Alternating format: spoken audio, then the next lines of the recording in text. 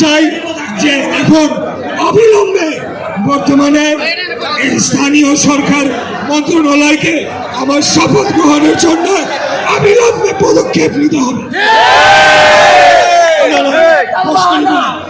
আপনারা শপথ নিয়েছেন, টালবাহানা করেছেন, তারই পরিপ্রেক্ষিতে আজকে টানা 2 সপ্তাহ নগর ভবনের সকল কার্যক্রম স্থবির হয়ে পড়েছে।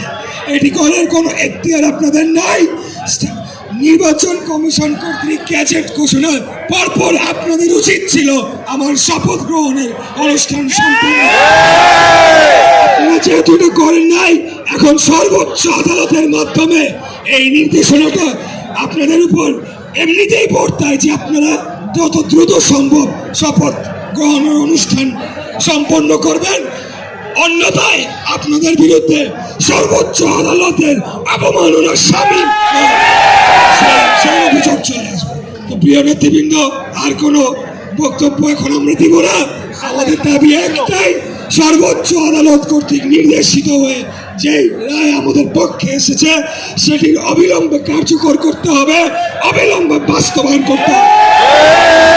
শেষ কথা, ধন্যবাদ সকলকে।